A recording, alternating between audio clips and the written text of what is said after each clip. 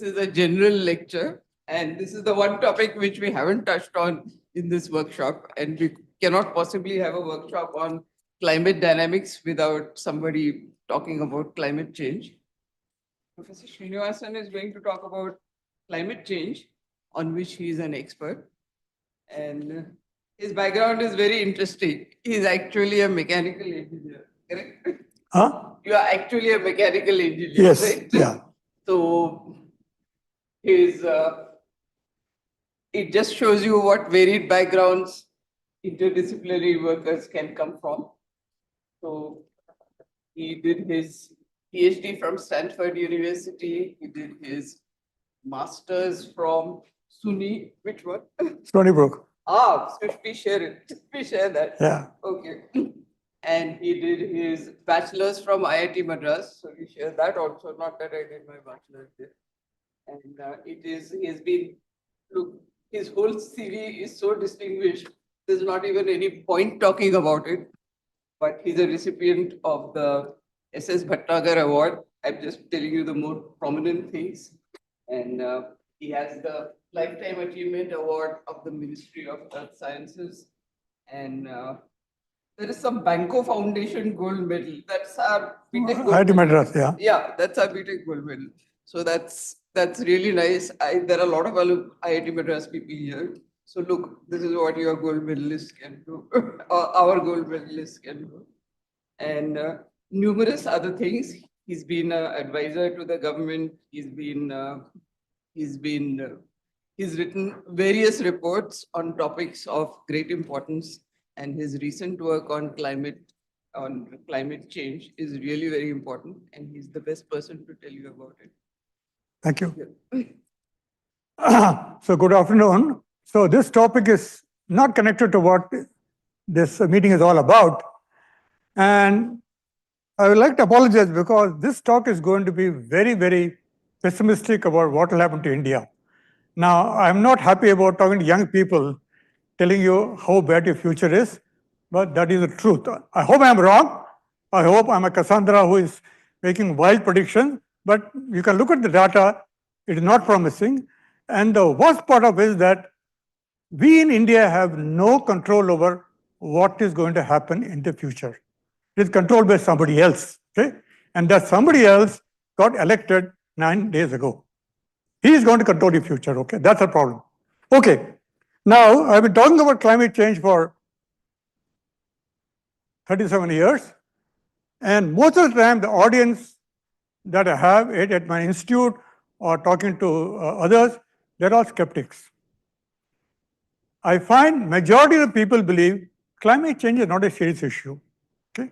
Because especially in India, I can tell you, we have so many immediate problems related to population, poverty, air pollution, name it, water pollution, water availability, that climate change is someday far away. So none of our politicians whom we have talked to worry about it because it's too far away. Okay?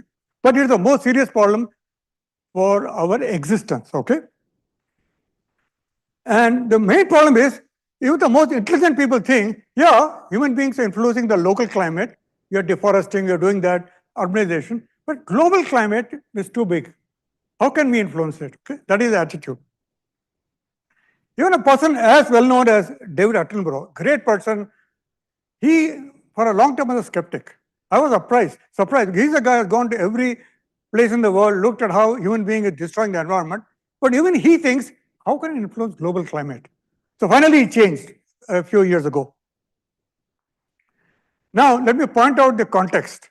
4 years back, we had COVID. All of us were limited to our houses for months together, and it was a rapidly evolving threat to human life. We saw a lot of people dying, including my student. But we overcame it because we found a vaccine. Okay? Global warming is a slowly evolving threat to all mammals. Okay, not you and me, just every mammal will be in trouble. Okay? And we are not taking it seriously. Same problem occurred. I don't know how many of you know that 10 years before the occurrence of COVID, a lot of biologists, Bill Gates warned that on the 100th anniversary of Spanish flu, that there will be a pandemic. We don't know when. Okay, and Barack Obama published a very nice guideline what to do. Trump threw it out. Okay, he did nothing. So that's the state of affairs today. Even there we ignored, even here ignoring, and we are going to have a serious problem. Now, this problem we have with respect to global warming, not COVID, is that it is a wicked problem, which sociologists call as wicked is something which is going to occur in the long term. There's no immediate consequence. So people won't act.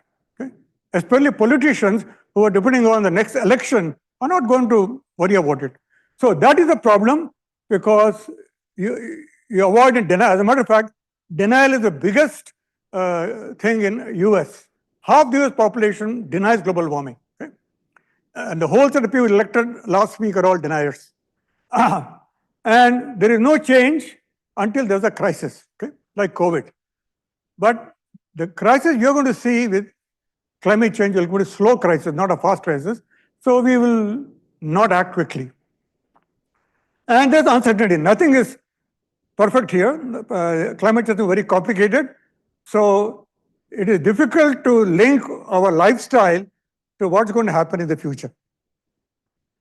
Now, what next I can tell you? I've been talking to a lot of people, especially astronomers. 30 years ago, astronomers told me, human beings are not climate change created by the sun. Sun is the source of energy to Earth. It is changing. But today we have data to show that's not true. This is the input radiation from satellite in these 35 years. This is the temperature of the world. You can see that there are some impact on some years, but the trend of temperature has nothing to do with solar input, okay? So those who thought that the increase in temperature is natural change is not true, okay? We know very well that hardly 10% of this variation can be attributed to solar radiation change. Other problem is, many people think 1 degree change in temperature, why to make so much fuss about it? Because between day and night, there is 10 degrees difference. Between summer and winter, there is even more difference. Why should 1 degree matter? That's one of the problem I always find difficult to convince people. Now, this is the point we have learned in the last 30 years, that carbon dioxide is the most important gas on Earth, although its amount is in parts per million. That's all, but it's very important. It controls, it's a knob which controls Earth's climate for the last 485 million years. Only 1 month back, there was a very nice paper published in Nature looking at Earth's mean temperature for the past 485 million years, and CO2 is the major controller, okay, for the long period, okay. So as humans are carbon dioxide, it increases temperature, and all the other things are essentially what you call feedback, reactions to that. Once carbon increases, temperature goes up, this changes, this melts, everything, there's a chain reaction, okay? And that's what makes carbon dioxide so important. Carbon dioxide by itself does not cause 1.5. Okay? It may contribute 0.3 to 0.4. The remaining thing is amplification by so many other things in the Earth system. So this is what was not understood 50 years ago. Now, here is the problem. The amount of heating of the Earth due to carbon dioxide depends upon not what we are emitting today, but the cumulative increase in carbon dioxide from 1850 to today. Who is the biggest villain? Of course, USA. Okay. Next, now European Union, third China. India is way behind. Okay. And so the point is that the warming that's going on now, 94% of the warming, we are not involved in it. But we will pay a heavy price because of that. But we can't do much about it unless we convince USA, Europe, and China to bring down their emission. Now, this is the same graph, but showing how small India's contribution is compared to these countries. Okay. Now, the point is that only 7 years back, IPCC made a prediction that global mean temperature will cross 1.5 in the year 2040. But it happened last year. Okay, so our predictions were not that accurate. We thought by 2040, go up. It happened last year. Of course, it is not that simple to explain that. What IPCC said when it said 1.5 was not really 1 year, it's the average over many years. Okay? Now, our bad luck was last year was an El Nino year. So there's a natural warming of the oceans in the Pacific, which added to the human-induced warming. That's the problem. There is natural variation, there's a human-induced variation. If they combine, you're in trouble. If they go against each other, you're lucky. But right now, they're combining, and the worst events are occurred in the last 1 year because the two are going together. Now, this is an example. You can see how high last year was compared to all the previous years shown here. We are well above. So there's not natural variability, there's not noise. This is real signal of both human-induced climate change as well as natural. Now, the other problem is land is warming faster than the ocean.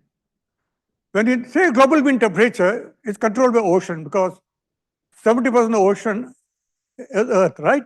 So, but we live on land, we don't live on ocean. So we are experiencing much higher temperature than the ocean. There's more like 2 degrees. That's why all the problems of heat waves and fires, everything is because land is warming faster than the ocean because it has lower heat capacity. Ocean absorbs 94% of the heat from the sun. What CO2 traps, 94% goes into the ocean. Now you can see here that 1.8 was there already in 2023. Now, I must tell you a story. 15 years back, we had an Indo-Russian workshop on climate change. After I gave my talk, the Russian scientists said, we will benefit by climate change. Now, that's not surprising. If you live in a cold country, in Moscow and in other places, you want warm weather, you don't like cold weather. So they thought global warming will benefit them because agriculture will be more easy. But they were totally wrong. Okay? The very next year after this workshop, this is what happened. Moscow's temperature went well beyond any extreme event seen earlier. Okay? It was so hot that many people in Moscow died because houses in Moscow are built without ventilation because you're in a cold country. You don't want any cold wind to come in. They don't have fans, no air conditioner, because temperature doesn't go beyond 20-25 in Moscow. But that year it went to 35 on a given day. So people just drop dead. Okay? So then they realized that they may have some benefits, but they will have lots of problems because of global warming. And this is what happened. 2010 has the largest number of forest fires in Siberia. It covered areas larger than Karnataka, the forest fire. Okay? Nobody can control it. It goes on and it stops when it wants to stop. Now, why is that? The reason is very simple. No need any complex model. You have a certain distributed temperature in the past. Your mean temperature has gone up, so you get a new distribution. But even the variance is changing. Both the mean variance changes, so you're getting this kind of distribution change. And so a large number of days now are much more than what we had in the past. Okay? And that's what's happening in Europe, also in Russia. And this is an example of what happened in Europe when they had a huge heat wave which killed 20,000 people. Okay? So that is a natural distribution of temperature across the extreme events. And this is with CO2 increase. You can see how the mean has gone up, the distribution has gone up. Okay. Now, on an average, estimate is that 12,000 people die per year at present, heat waves, and it will go to 255,000. Okay. This is an underestimate. I can tell you, in a country like India, we don't have a good way of collecting data about how people died. And this we learned during COVID. I don't think we have an estimate of how many people died during COVID, because we don't have a good system of collecting data. Okay? Now, I'll tell you that when COVID started, all my friends abroad told me 50 million Indians will die. Why? Because in Spanish flu in 1916, 10 million people died because British documented it very nicely. So population gone up 5 times. So there's 50 million. I don't think 50 million died. I don't believe that. But I can tell you it's a lot more than what the government says, because the data collection is very poor. So government say typically, you'll see that typical heat wave data, I'll show you. Yeah, there's one event which was well tabulated in Ahmedabad in 2010, when one short period of 5 days, the temperature went up well above the normal. The extra that were 200, okay, well documented in Ahmedabad. So this documentation led to a plan how to tackle with heat waves, okay? And so this is called the Ahmedabad Heat Action Plan, very nice plan, launched in 2013, and this has reduced the number of deaths. And this, of course, as you can see, this is mainly not for you and me, we're all well off. This is for poor people who have no air conditioning, or some of them don't have fans. They are the ones, and who are old in my age group, they are the ones who die, okay? So they did a good plan, implemented for the next 10 years, okay? But this will only work for dry heat waves. It won't work for moist heat waves, we talk about, which is much more serious. So dry heat waves, for example, in the last 10 years, these are the two states, heat waves are very large. We all know Andhra Pradesh, Orissa, and Rajasthan. And the number of heat wave days they have calculated, and it's pretty large. But still, there is no indication that we are having 20,000 deaths like in Europe. Okay? Partly because we are acclimatized. We are born here, we are part of this system, so we can handle some amount of heat wave, but not for very long.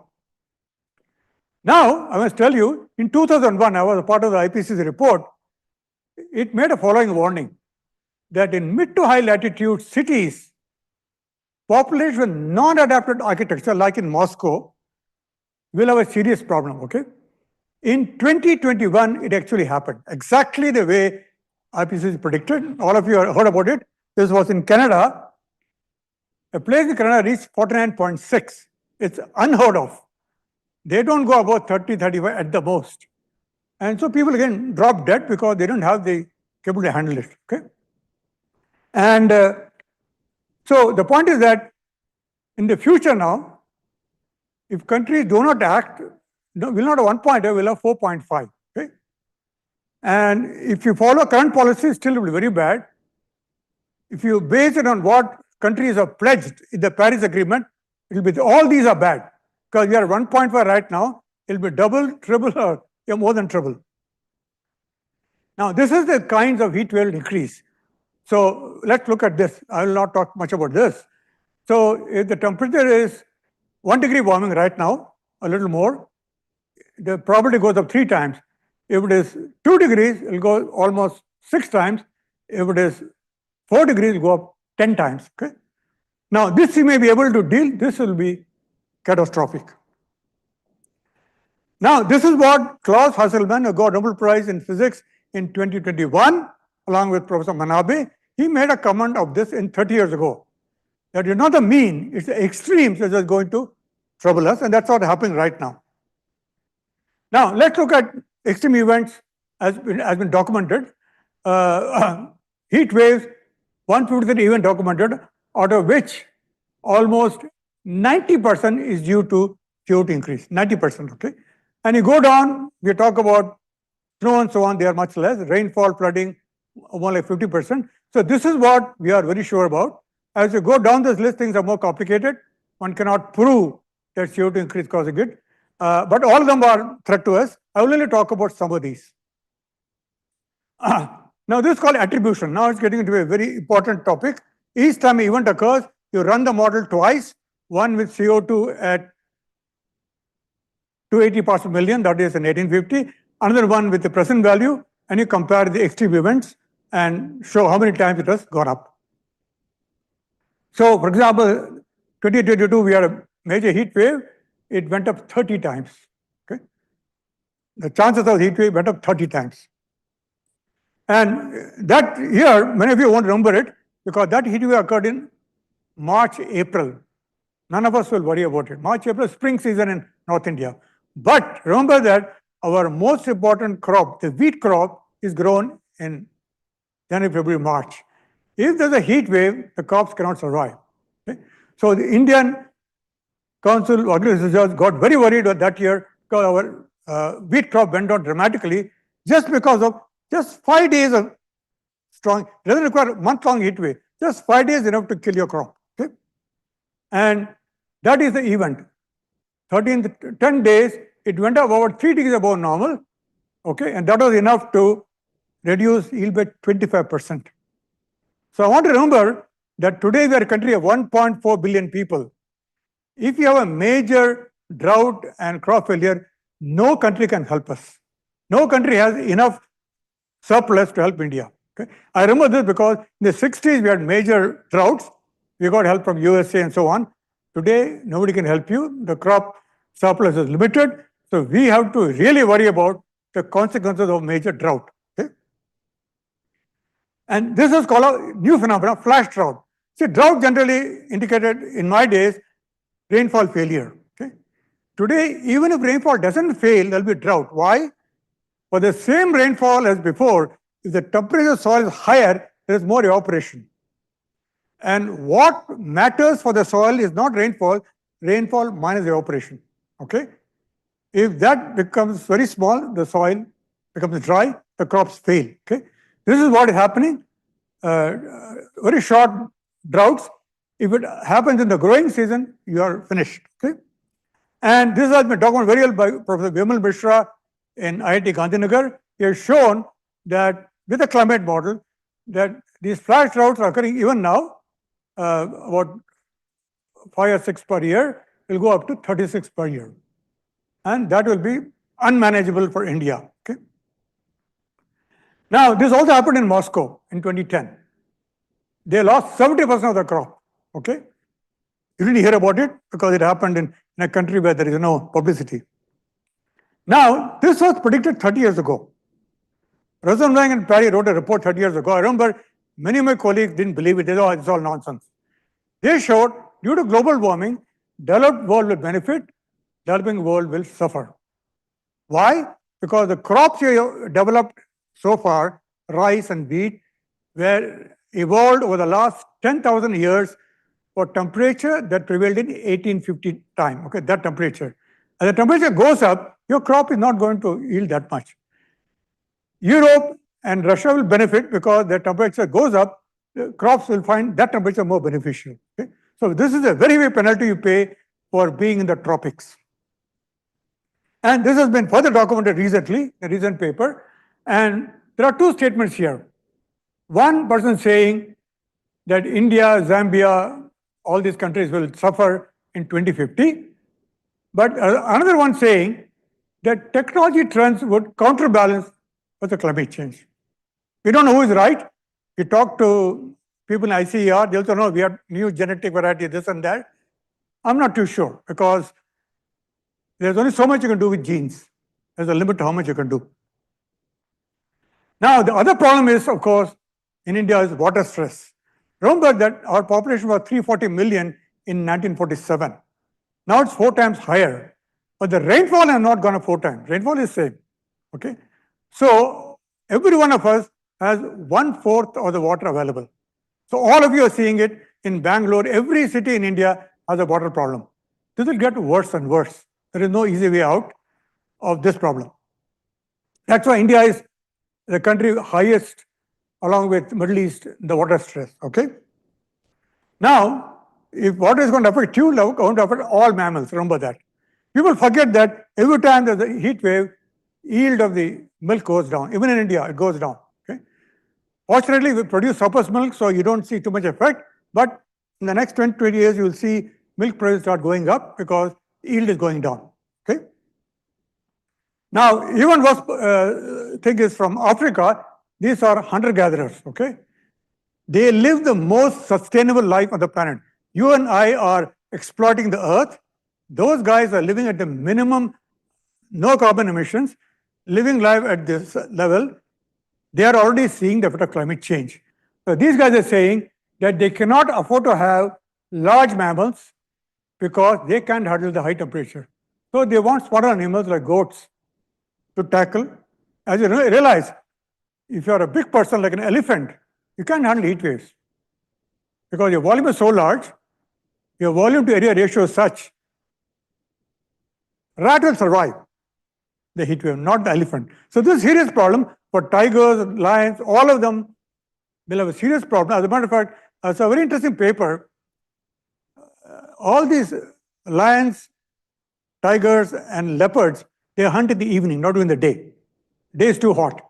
They hunt in the dusk time. Okay. Now they have evolved over the period of millions of years.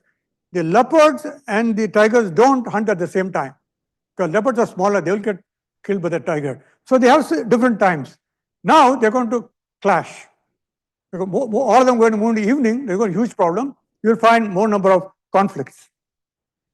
And the worst part is this year, because of the high temperature in Mexico, monkeys just drop dead from the trees. Okay? This is going to happen more and more.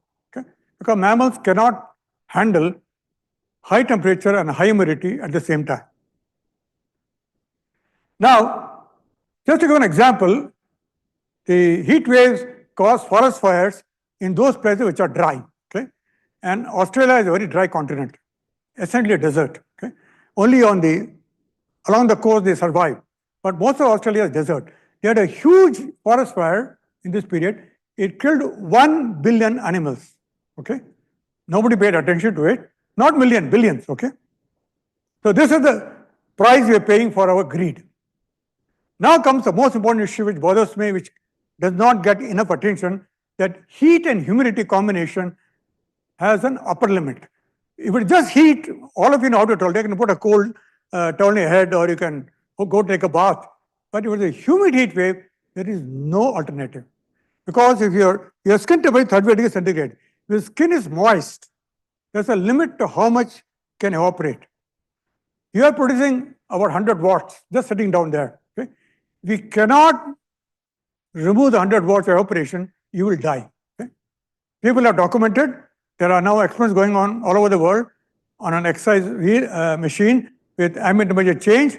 As soon as it goes above 30 degrees centigrade and 50% humidity, human beings, these are young men and women who are quite healthy, they have problems. Your heart rate goes up and they stop the experiment because they know it can't go on. As a matter of fact, already there are many marathon races which have been stopped due to heat waves. As a matter of fact, there's a clear prediction that in the next 50 years, no summer Olympics can take place in the tropics. We cannot do it because it's too hot. Okay? Now, here is the point. This is temperature, this is humidity. This is the borderline. If the temperature and humidity go up, you are in a zone where you cannot survive. Most of India is right close to this region. Okay? If you go look up the actual data in Chennai, Calcutta, and Mumbai, we are at the borderline of critical zone. And you add 2 or 3 degrees, you are finished. Okay? Now, this has been documented that many parts of the world are what they call unbearable heat stress. Okay? There's an index developed in US for this purpose, and they're saying if you are above the blue line, you cannot survive. So in India, many parts of India, like Chennai, I know, I've been there, 30 degrees centigrade and happens after the rainfall. It is very difficult to manage. Okay, now what's the solution? Only the air conditioning, there's no other choice. Now only 5% of India has air conditioner, 5%. 95% have no access. Fans won't help you. I don't know how many of you have tried sitting under a fan under humid weather, no solution. So this is a huge crisis. As a matter of fact, all the international agencies which are looking at it, they are saying that the demand for air conditioners in India will shoot up. Demand will be 1 billion ACs. Now, most people can't afford it, first of all. Some people are doing research, bring down the cost, that's good. But where will the power come from for air conditioners? All of you know in Delhi, at the height of the heat wave in August, there's no power. There's a blackout. So even rich people will have air conditioner, but it won't work. That is the challenge. Now imagine people in slums in Mumbai, okay? They don't have air conditioner and their conditions are much worse than where most of us live. So this is an issue which should bother us. We can't do much about it. There's not a lot you can do about it, but I can tell you that one can think creative solutions. For example, I don't know how many of you know that about 20, 30 years back, a lot of poor people used to die in Delhi during cold weather. Those who are in the streets, okay? So the Delhi government did something positive long time back. they put shelter at night. So at night when it's very cold, you go stay there and come out in the morning. Now we have to develop a similar shelter for hot weather.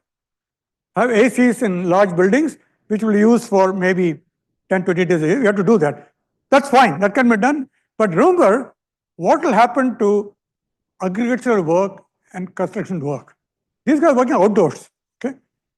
If you cannot survive indoors, you can't survive outdoors. Already, I've talked to doctors, there's a large amount of kidney infection among sugarcane cutters and those who work outside, because when weather is very hot and humid, your kidney cannot function well, okay? So kidney damage among young men, I'm not talking about old people like me, young men is happening more and more, okay? Now, here's the point here. We came out of the last, I say 20,000 years ago to the present nice climate we have for the last 10,000 years. And the way things are going, you're going to jump to another climate completely free of ice and snow. All the snow and ice will disappear, okay? The only question is, when will this occur? That we don't know, okay? So this has been studied a lot over the last 30 years. The transition from the last ice age to the present climate was not smooth. Series of jumps, okay? And if you look at the literature, it's frightening. Sharp change in temperature, the system is unstable, goes through many oscillations, then it builds a new system. So this tipping point was around 4 to 5, about 4 to 5 degree warming when it came to here. We don't know what the future is, okay? That's the biggest question mark. Now, people identified a large number of tipping points, but we don't know which one will tip at what point. It's still a completely unknown factor, okay? But a lot of them are there. I'm going to focus only on one, okay? And so this is where your network issue comes into play, because one tipping point can trigger another tipping point. They're all connected, okay? So that's where the work you're hearing about is very relevant to understand whether one tipping point will tip another one. For example, if there are more El Ninos in the Pacific, it can trigger the Indian monsoon to fail more often, okay? So those are issues of current relevance. Now, the other tipping point is a lot of worry for Amazon and India. See, in India, we are in this climate. Our average rainfall is about 1 meter, 100 centimeters, and average temperature around 25. If the temperature goes up by 5 degrees and rainfall drops, most of India will be here. Rajasthan, Maharashtra, Karnataka, Gujarat will become more desert, okay? So that's what you would worry about, and we don't know when it will happen. Now, there are many tipping points. I'm going to focus only on one, which is the AMOC, okay? I don't know, anybody talked about it in this workshop? No, it's a very important one. It was a very favorite topic for study because very interesting tipping point phenomena, which was discovered 64 years ago by Henry Stongel. Very nice piece of work. Today, a lot more work has been done, and all the recent work is frightening, I can tell you that. This is the one. So this is the ocean circulation system, which takes the heat from the tropics and puts it in the polar region. And on the way back, it settles down at the lower level and comes all the way and then comes back up. This is a very complex system covering Antarctica, Arctic, Pacific, Indian, and Atlantic Ocean, okay? And it has not been studied well.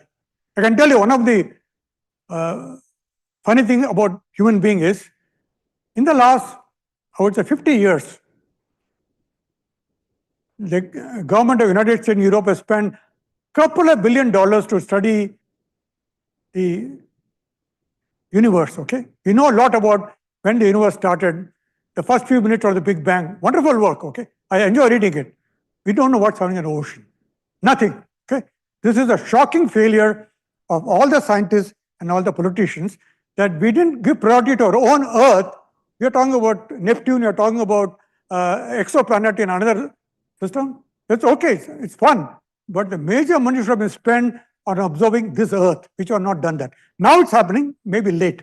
So now they have put up a series of sensors right here in this region, okay, around 26 north, which is where the circulation is very critical, okay. So a lot of work has gone on in the last 10, 15 years, most of it in modeling. So we are not 100% sure the models are that good. Okay? The models are still evolving. There is lots of questions in the models. So there are a lot of differences. You'll see that. So this is the simple model that Stommel predicted a long time back. This is a complex model. It says that in the region of Greenland, if you add water due to melting of ice, at some point from the present climate, you will suddenly drop to no circulation. This is called shutdown. Okay.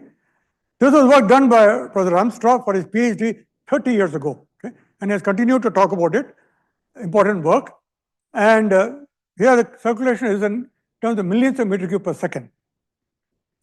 So there are three modes of this circulation. The present mode, called the warm mode, and there's a cold mode, which has been observed about 10,000 years ago, and there is a mode which switches off completely. Okay? This is not good for us. If this happens, less heat is transported to the poles, tropics get very warm, and Europe gets very cold, and that will cause a lot of problem. This is a very serious situation if it happens. Now, why is it so complicated? Because in the ocean, there is surface water, there's a deep water, and there's a very deep water, and there's a complicated thermohaline circulation. That is, salinity and temperature control the density, and that controls the circulation. And we don't have sufficient number of observations in the ocean to really accurately document these changes. And this was done some years back. They showed that if you go on increasing CO2, these various scenarios, if the CO2 doesn't increase much, it will slow down but will remain constant. But if you go on at the present rate, it will shut down almost. Okay? Not in, yeah, but 2100 will be here, another 200 years will go there. Okay? But this is only a model output. There are different, not all models give the same result. Okay? But all of them say that this circulation can collapse, but they cannot tell you when. That's the problem. Okay? You know it's going to happen, you don't know when it's going to happen. Now, the most recent result, 3 years back, says that the collapse depends on rate of change, not just change. Okay? So one thing must remember, people say 1 degree warming, why are you worried about it? You must remember that 1 degree warming has occurred in the last 100 years. Only other data we have was 14,000 years ago when 1 degree warming occurred in 1,000 years, natural change. So we are doing things 10 times faster than any natural event. So that is going to change way this will change. Okay. So this recent paper is very worrying, published in PNAS. You can read about it. So this is another warning. The models are producing a too stable a climate.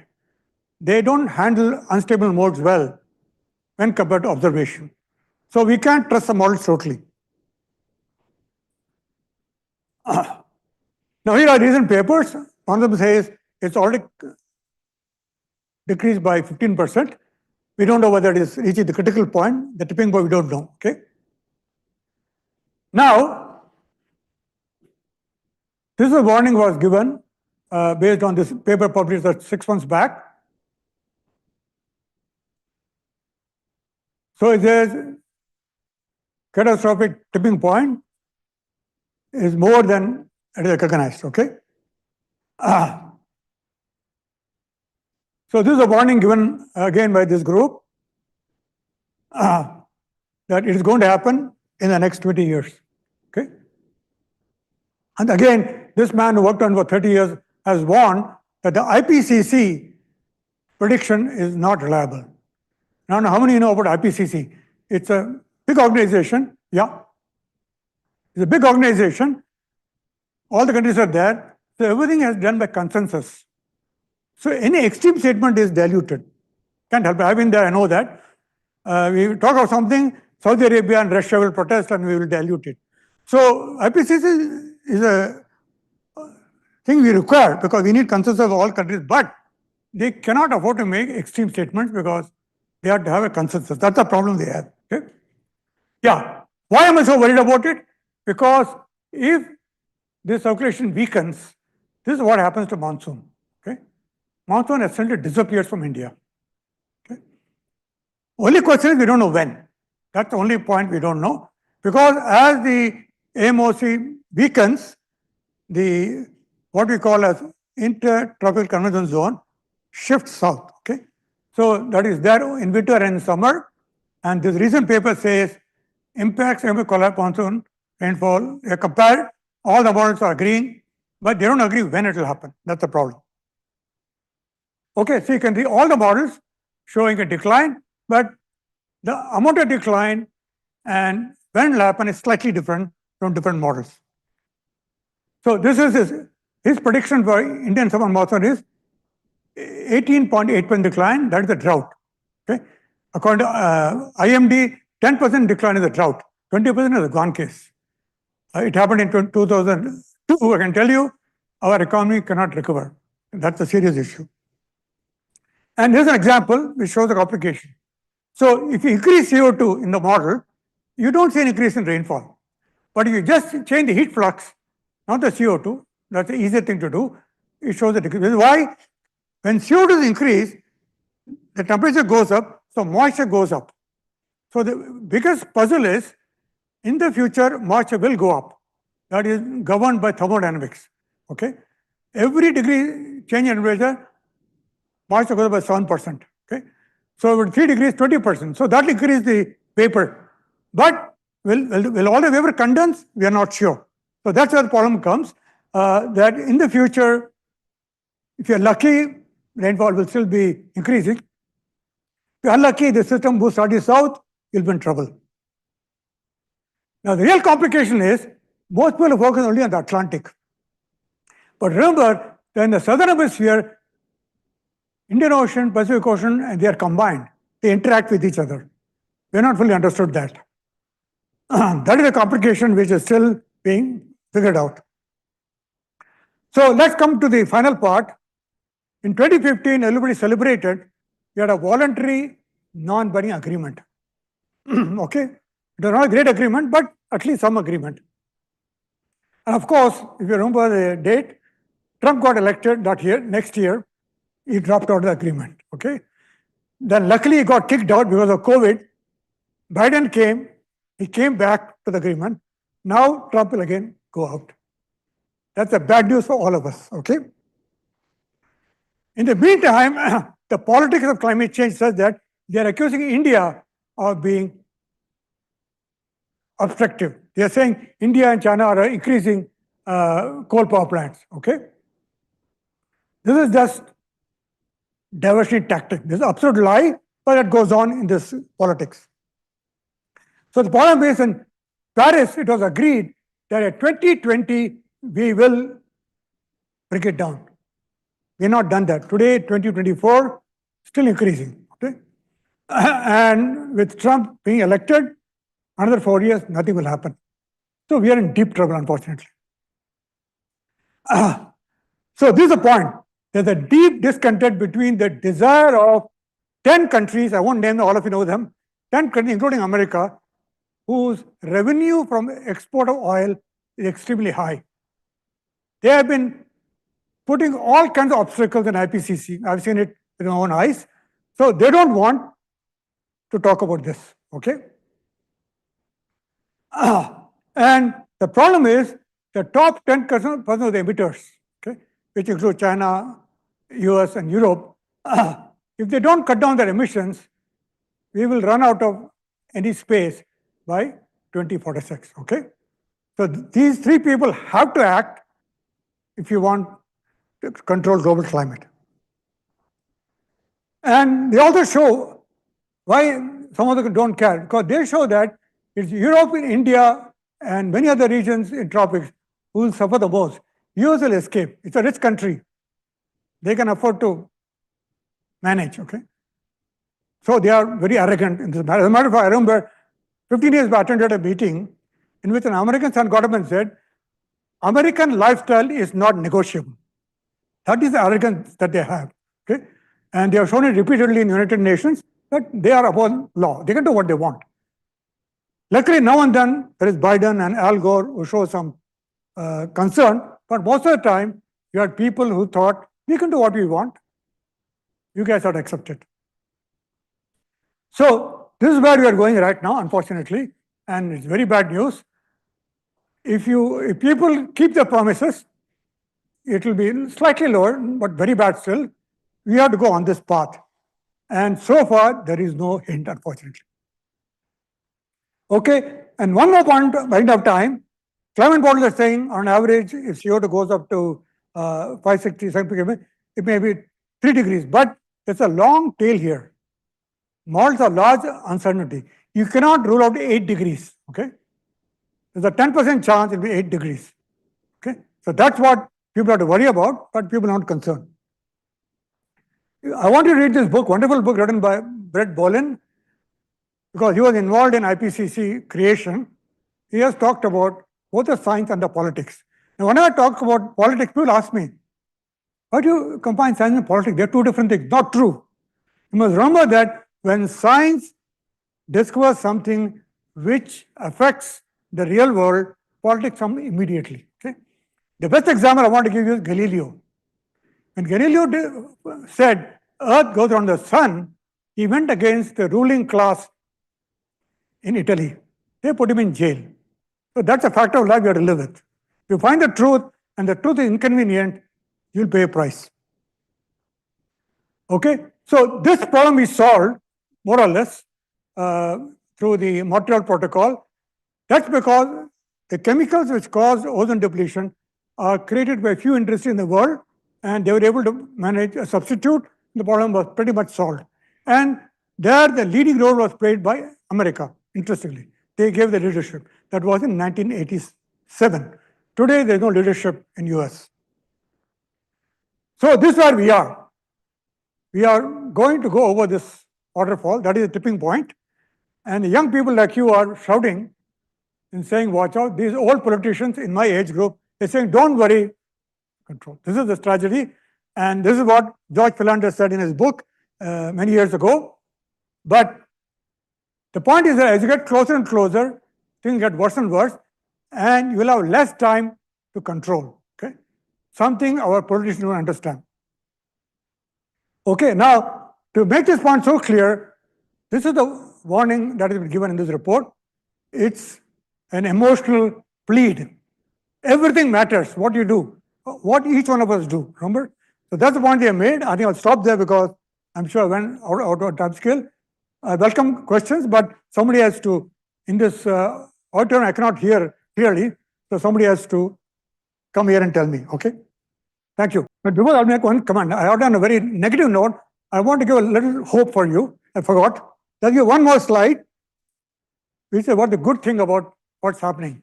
So I've been a great advocate of solar last 50 years. People laughed at me. They said it's impractical, it's too costly. But today I'm very happy to see that we have 2 million megawatt of solar installed already. Okay, that is the only light in the tunnel. If this continues up to 8 terawatts by 2030, we would have controlled the world. Okay, so the only hope I can give you is because of an alternative that has been discovered in the last 15 years, maybe we may be able to escape all the bad things I told you. Okay, on that bright note, I want to stop.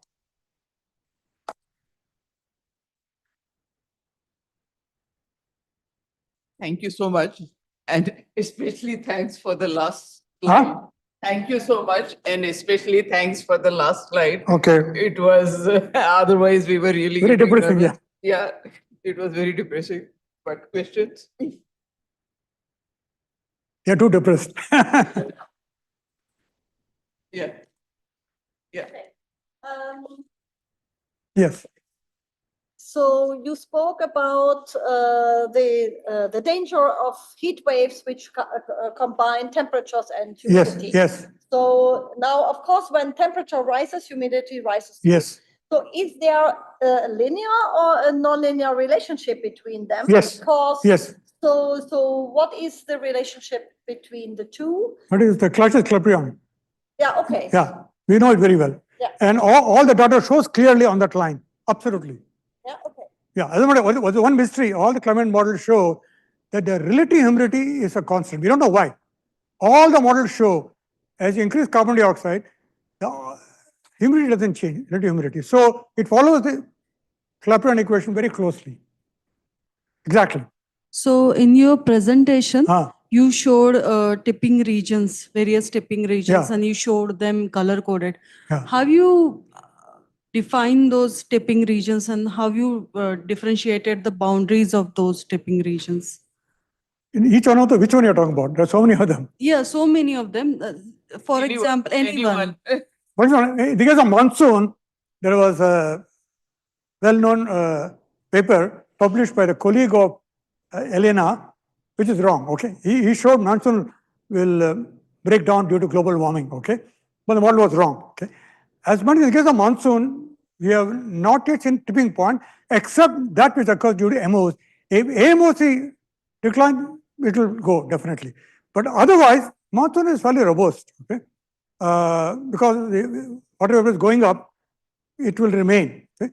So in the last report of IPCC, majority of models are saying monsoon will increase. Okay, if AMOC does not change.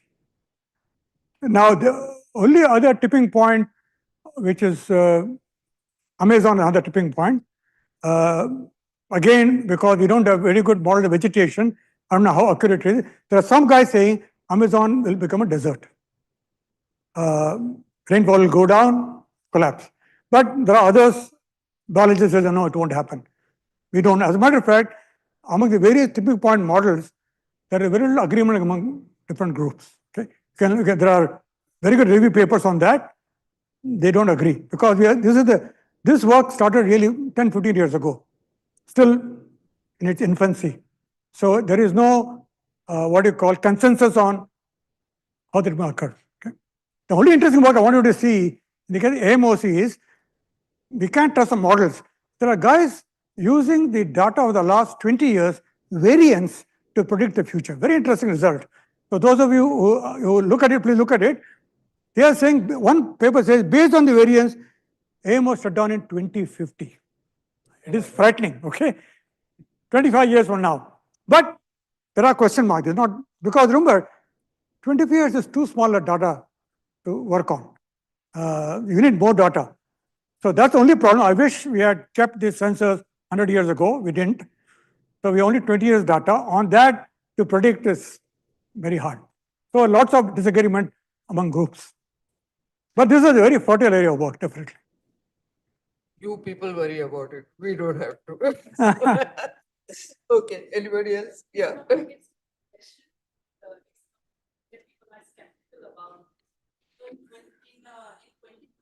I can't hear it. You have to translate.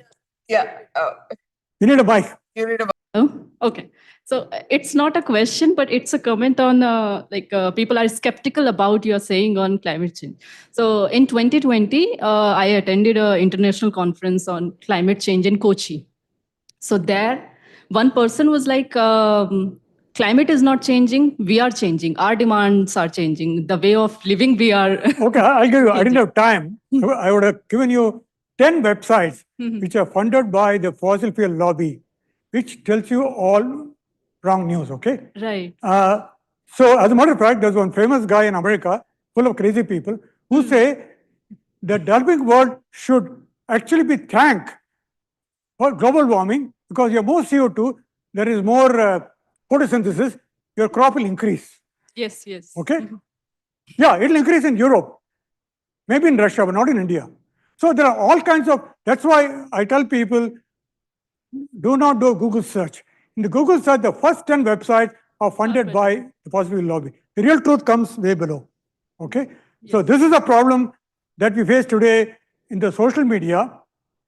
Junk news comes top. And the real good news comes at the bottom. Okay, those guys pay money. So it's a serious issue. I don't know what you can do. All of you have to learn how to discriminate between fake news and good news. Right, right. Or the Okay. question is, how are we going to change this temperament of the people? I would say the most trustworthy site is IPCC. Right. Even IPCC, I don't completely agree because they are a consensus document. IPCC and Nature and PNAS, all these are well-known journals. Yeah, you can trust them. But you cannot trust newspapers, you cannot trust websites. And you know how smart they are. ExxonMobil funded a website, name looks as though they are pro this one, but they're all crooks, all of them. Okay? And all of them are going to be nominated by Trump to be occupying positions of authority. So the most frightening part is, in the next 1 year, Trump may appoint somebody to the EPA Yes. who is completely anti-environment. Okay, already happened once. It will happen again. I don't know how America is going to deal with it. It's going to be the most difficult 4 years for America, because the purpose of this administration is to dismantle. And actually, this is not just America. In Canada, 10 years back, there was a conservative government which wanted to drill for more oil and more things. Okay, that government said, stop observations, because giving you bad news. Okay, so remember that we are so lucky that the guy called Keeling, who did the most amazing piece of work in Hawaii, which is telling us accurately what happened to CO2. Suppose you don't fund him, you won't know CO2 is increasing. Okay, so this is a serious issue in which America and now Canada are getting involved. Canada is going to have a government next year, will change definitely, and those who will get together and cause a big damage. But we have to be optimistic, we cannot be pessimistic. The hope is Europe, which is a much more mature society than US, will provide the counterbalance, but everything is there for 4 years, definitely. Nothing you can do about it. Okay? Thank you. Thank you for the talk. Any others? Yeah, what I want to tell you is, in 1 hour, I couldn't cover everything. So, since I've been teaching this course a long time, I have a recorded 30-hour lecture series on NPTEL. All of you know what NPTEL is, right? It'll appear in January, 30 lectures. It'll cover all of the thing in great detail. If you want, you can listen to it. And IAC has done something interesting. If you register for the course, you have to pay 1,000 rupees, not much, I'm sure. You will get a certificate. Okay? So January, look for it. It will be online. And but in order to get a certificate, they are very particular. You have to do 12 assignments and take an exam. Okay? Yeah. So it's not an easy, right? 1,000 rupees plus an exam. Okay. Yeah. Right. Yeah. But okay, I think you might enjoy the exams for a change. Yeah, anybody else? Now you need a mic.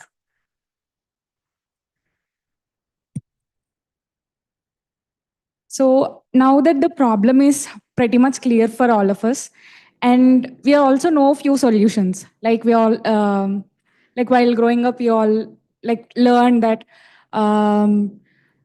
choose public transport, or carry normal cups instead of using plastic so much.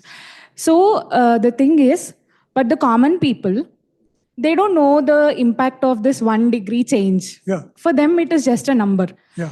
So they don't believe that climate change is happening, global warming is happening. No, you're wrong. You're completely wrong. I tell you, in India, I've talked to villagers, I've talked to scientists in IAC. Villagers understand climate change better than the scientists, because they live the real world. If you live outdoors, I can tell you, you will already see climate change, because extreme events they watch. So I was impressed how the so-called illiterate Indians are the most knowledgeable about climate change. It is the guy sitting in the air-conditioned office who's creating this trouble, and also Americans who have a very good life. They can talk about it's all fiction, doesn't exist. If you are out in the field, hunter-gatherer, farmer, construction worker, they all know it. You talk to them. People interviewed them. Okay? But they have no agency. They cannot do anything. That's the problem. So I do agree with the point which you told, sir, because for an example, I was doing internship somewhere, and it is a weather forecasting organization. All of them were scientists, and they come from a same building. They take different vehicles. I mean, like every scientist take their own cars to come to the office. Yeah. Like instead, they could have opted for a group traveling thing. So I do agree with the point so well. So as a stakeholders, why don't you or someone like the people who are so much into who know what is happening about climate change and global warming, why don't you take these things into the people so that there will be more reach to every person? I'm trying. I can tell you one thing.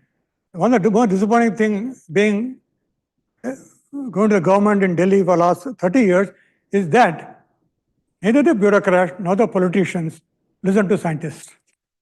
They say, oh, you guys are writing good papers, but real world is different. So I don't blame them. I can tell you, if you're a prime minister's country, you are facing so many short-term problems that climate change is not in your horizon. Okay.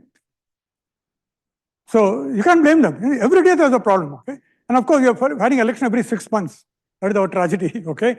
So they will not worry about climate change until there's a disaster. I don't know how many of you have read. There is an interesting popular book called Ministry of the Future. How many have read it? Please read it. It's a book of fiction.